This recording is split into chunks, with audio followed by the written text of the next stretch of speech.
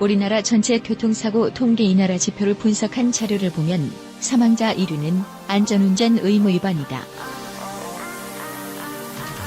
지난 2014년에는 70.8%, 2015년 68.5%, 2016년은 68.8%를 차지했다.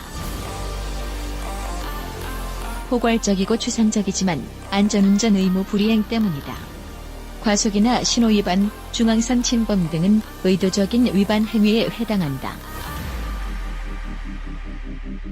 그러나 윤정호법을 만든 부산 음주운전자의 사고 원인 중 하나인 연인과 딴짓이나 전방주시 태만, 흡연, 스마트폰 사용 등 운전에 집중하지 못해 발생되는 사고가 안전불감증인 안전운전 의무 불이행에 해당된다.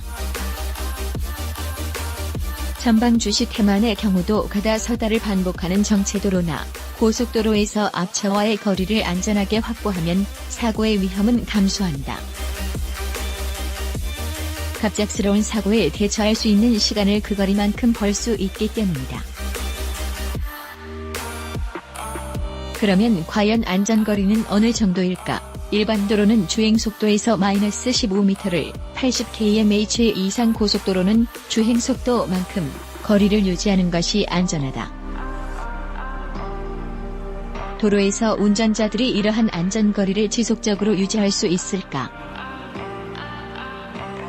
한 예로 100km/h인 고속도로에서 100m 안전거리를 유지하고 주행하는 것은 생명거리이고 안전수칙이다. 자신이 확보한 안전거리는 얼마나 보장될까? 그러나 안전거리 약 100m는 누군가 순식간에 끼어들게 하면 위험거리로 변한다는 것이다. 안전거리가 반으로 줄면서 졸지의 상대 운전자 때문에 일방적으로 위험거리가 된다.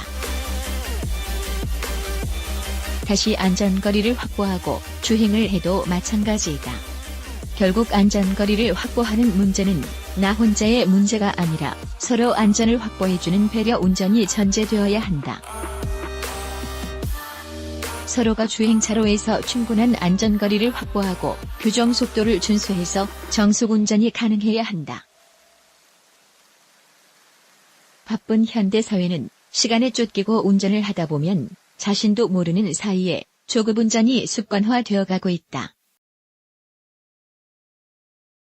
이러한 현실은 안전거리를 확보해도 언제든지 상대에 의해 반토막이 될 수밖에 없다.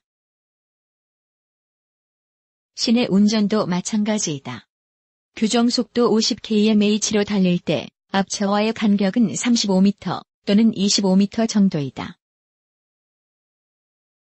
35m는 약 자동차 7대가 늘어설 수 있는 간격을 모든 운전자가 유지하기는 어렵다. 자동차 공학 분석 연구에 따르면 보통 사람이 전방의 위험을 느끼고 브레이크를 밟기까지의 인지 반응 시간은 약 1초 정도이다. 시속 80km/h는 1초에 약 22.2m를 주행한다. 통상 건조한 상태의 아스팔트 노면의 마찰 계수는 0.7로 환산해서 80km/h에서 완전히 정지할 때까지의 제동거리는 약 36m이다. 즉 시속 80km의 속도로 달리다가 위험을 느껴 안전하게 정지하려면 약 59m의 정지거리가 발생한다. 같은 방식으로 계산하면 주행속도가 60km/h인 경우 약 37m, 100km/h인 경우 약 84m 정도가 최소한 안전거리가 된다. 사실 우리나라에서는 현실적으로 운전하기 어렵다고들 한다. 그러나 유럽이나 독일 운전자들도 별다른 불만 없이 안전거리를 확보하고 운전을 한다.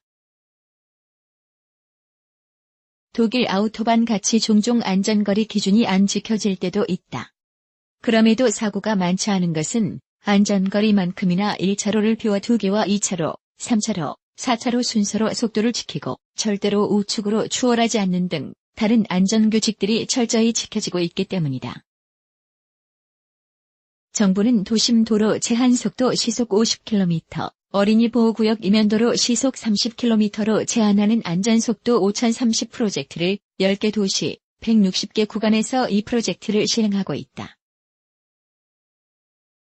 현재 도심 차량 주행 최고 제한속도를 시속 60km에서 50km로 10km 감속 운행할 경우 2017년 기준 전체 보행사고 사망자 1675명 중 30%인 503명을 살릴 수 있다고 분석했다.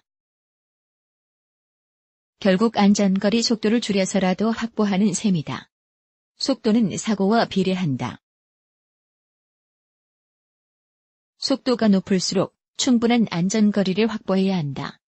결국 교통사고를 줄이기 위해 안전거리는 늘리고 속도는 줄이는 것이 원칙이지만 현실은 속도는 높아지고 안전거리는 줄었다. 상대의 안전거리를 끼어들기 공간이 아닌 안전배려 공간으로 인정할 때 서로의 안전도 보장된다.